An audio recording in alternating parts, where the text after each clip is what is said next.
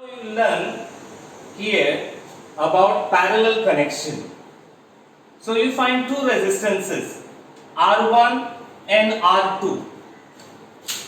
A1 and A2 are the end terminals of R1. That means current enters R1 through A1 and leaves through A2. In a similar manner, current enters R2 through B1 and leaves through B2. Now, what we can do is, we have to connect them in parallel.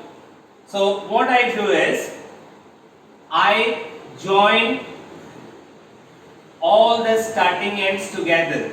So, A1 is the starting end of R1, B1 is the starting end of R2, and I form one junction.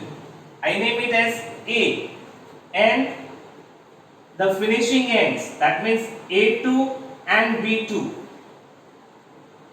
I make another junction B, and I give the supply across both these junctions.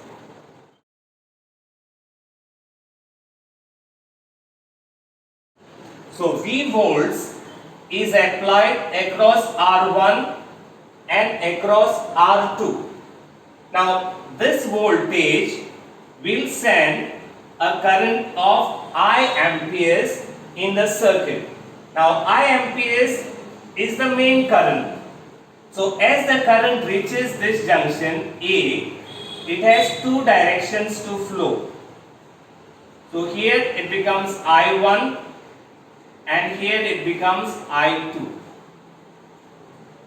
So current in a parallel circuit has more than one way to flow. In this particular circuit, there are two ways. So first feature of a parallel circuit is current has more than one way to flow. Now if you see about this voltage, it is applied across junction A and junction B.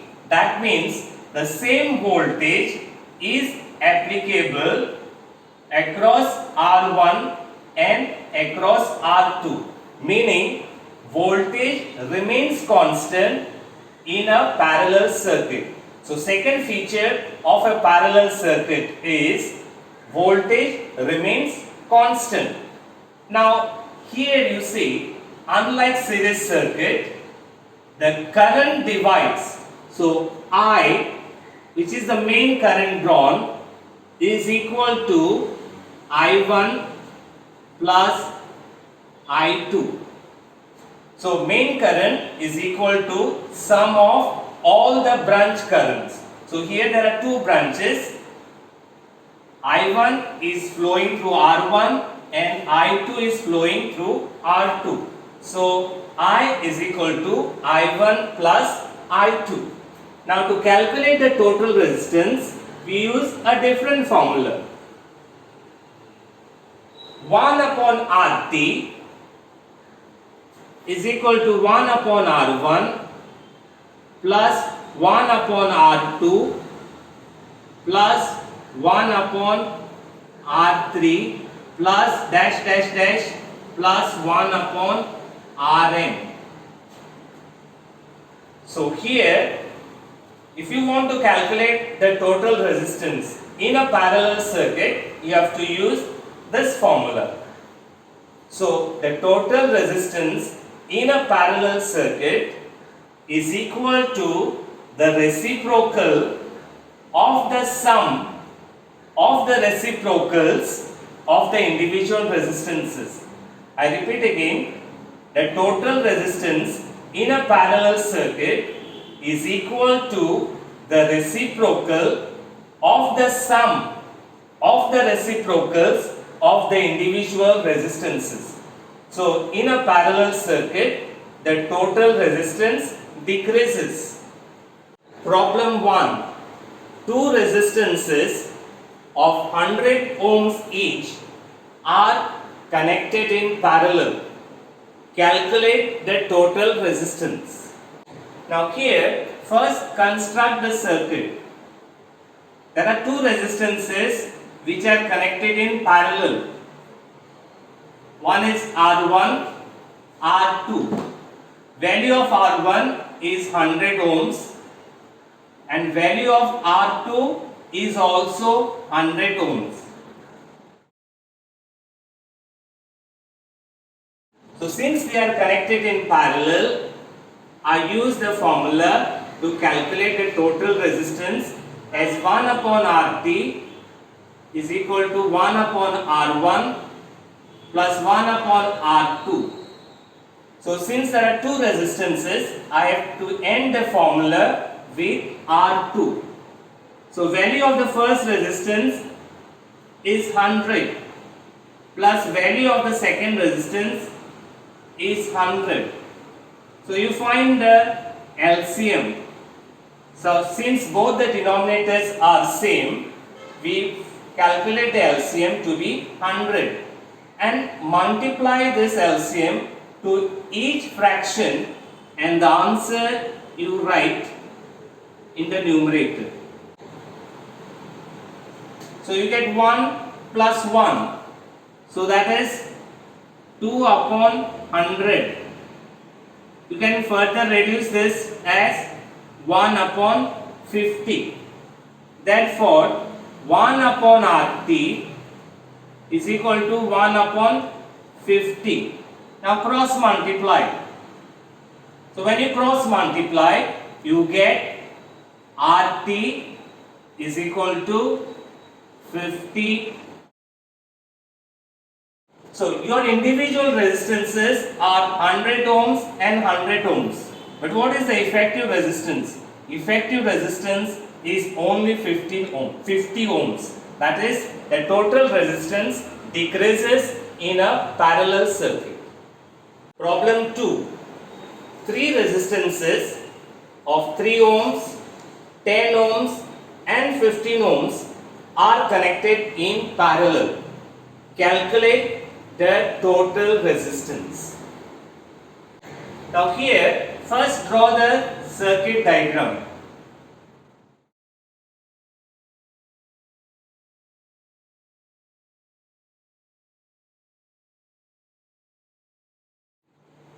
So your circuit diagram will be like this. Three resistances you are connecting in parallel. So value of the first resistance is 3 ohms. Value of the second resistance is 10 ohm and value of the third resistance is 15 ohms. So again use the same formula which you used in the first problem. Since they are connected in parallel, 1 upon RT will be equal to 1 upon R1 plus 1 upon R2 plus 1 upon R3. So substitute the value of R1, that is 3 plus 1 upon 10 plus 1 upon 15. Since all the denominators are different, you have to calculate the LCM. So take all the denominators here, 3, 10, 15 to calculate the LCM. Now 10 cannot be divided by 3, so bring it down as it is. So here we have common divisor for 10 and 5.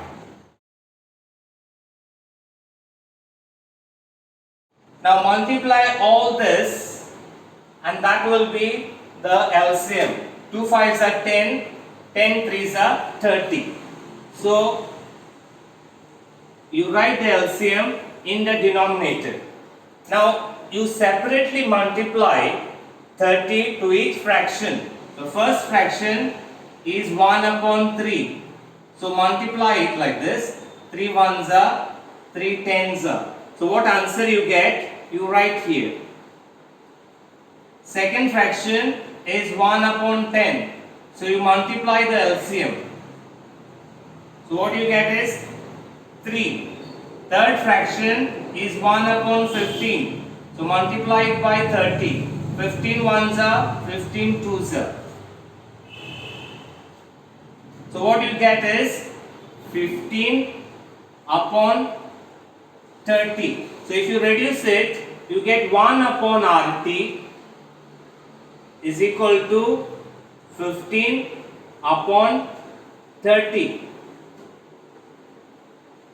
So reduce it, you will get it as 1 upon 2. So 1 upon RT is equal to 1 upon 2. Therefore, RT is equal to 2 ohms. So here also you come to the conclusion that the total resistance decreases. Your individual resistances are 3 ohms, 10 ohms and 15 ohms, whereas the effective or total resistance is 2 ohms. Now, where this parallel connection is used? Parallel connection is used for all house wiring. Your fans, tubes, washing machine, electric irons, they are all connected in parallel. And second use is industrial wiring. So parallel connection is used for all house wiring and industrial wiring. And what is the reason? Because electric voltage remains constant across each resistance and current has more than one way to flow. Now here I have 3 lamps, lamp 1, lamp 2, lamp 3 connected in parallel.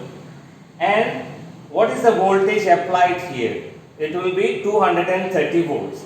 Now this 230 volts will be varied by using the knob of the single phase auto transformer. Now the voltage is 0.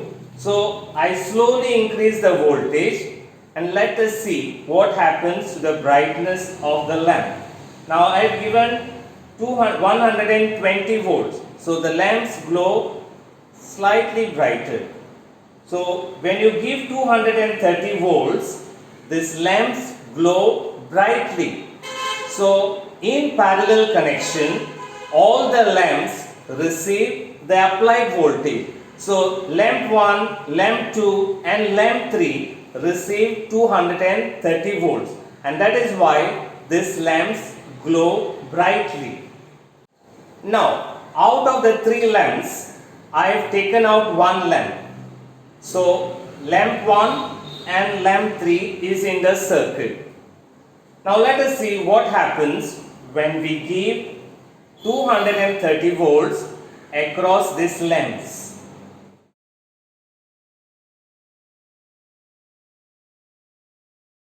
So when I give 230 volts, lamp 1 and lamp 2 will work normal. That means absence of lamp 2 will not affect lamp 1 and lamp 2. Now here I can say in this circuit there are 3 branch currents, 1, 2 and 3. So if one branch circuit is not working, it will not affect the other 2 branch circuits. So in parallel you have to keep in mind about 2 points. First point, voltage remains constant across each branch and current has more than one way to flow. So in this circuit, current has 3 ways to flow. So even when current does not flow in the second branch, lamp 1 and lamp 3 are not affected.